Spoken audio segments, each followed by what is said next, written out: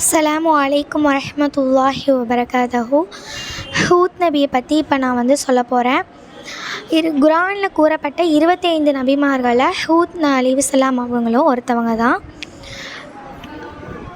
நூஹ் நபியுடைய வரலாறில் லாஸ்ட்டில் கப்பலில் தப்பித்த மக்களுடைய வம்சாவளியில் வந்த ஒரு மக்கள் தான் ஆது அப்படிங்கிற ஒரு சமுதாயத்தில் உள்ள மக்கள்.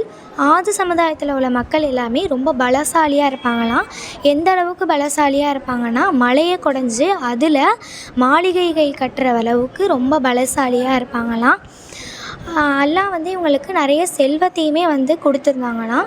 ஆரம்பத்தில் இவங்க அல்லாஹ் வணங்கி சஜிதா செஞ்சுட்டு தான் வந்தாங்களாம். சைத்தான் வழிக்கெடுத்து சிலையை வணங்குற மாதிரி, சிலைக்கு சஜிதா செய்கிற மாதிரி வச்சுட்டாங்களாம்.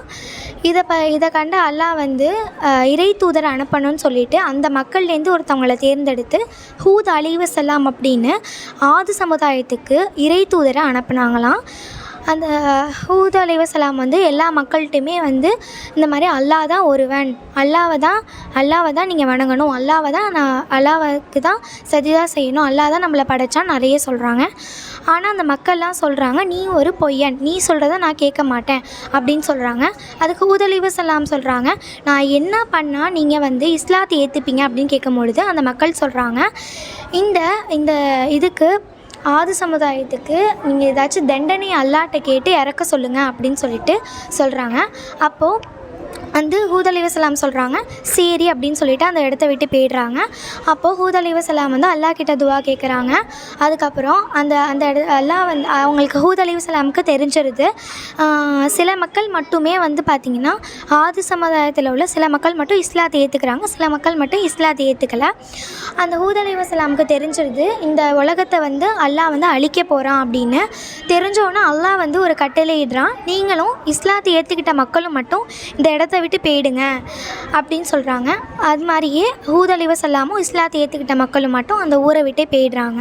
அப்போ என்ன தண்டனை வந்துச்சு அப்படின்னா, அந்த ஊர் முழுக்கமே வறட்சி அறிஞ்சு போய் இருந்துச்சு. செடிகள், மரங்கள், கொடிகள் எல்லாருமே காஞ்சு போய் நிலையில் இருந்துச்சு. இதை கண்ட அந்த ஊரில் உள்ள மக்களும் அப்பயுமே இஸ்லாத்தை ஏற்றுக்கலை. இஸ்லாத்தை ஏற்றுக்காமல் சிலையை தான் வணங்கிட்டு இருந்தாங்க. அப்போ அந்த சிலையிட்டே போய் அந்த மக்கள்லாம் கேட்குறாங்க, இந்த பூமிக்கு தண்ணியை கொடு அப்படின்னு சொல்லி கேட்குறாங்க. அப்போ அல்லாஹ் ஒரு நாள் ஒரு கருண்ட மேகத்தை உருவாக்குறான். அப்போ அந்த மக்கள்லாம் நினைக்கிறாங்க, ஓ இங்கே மழை வர போகிற போல் நினைக்கிறேன், ரொம்ப சந்தோஷமாக இருக்காங்க. அப்போது அந்த மக்கள் வெளியே நின்றுட்டுருக்காங்க. அப்போது ஒரு புயல் வேகமாக அடித்ததுனால அவங்களால வெளியே நிற்க முடியலை. அவங்க வீட்டுக்குள்ளே போகிறாங்க.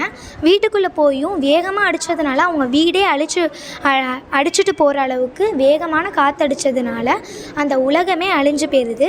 அந்த ஆது சமுதாயத்திலேருந்து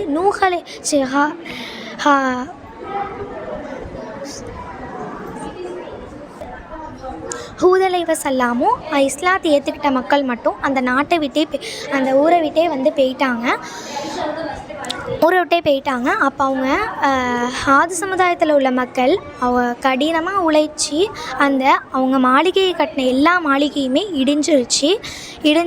அந்த ஊரே அழிஞ்சிருச்சு அல்லாஹ்வுடைய கோப பார்வையினால். அஸ்ஸலாமு அலைக்கும் வரஹ்மத்துல்லாஹி வபரகாத்துஹு.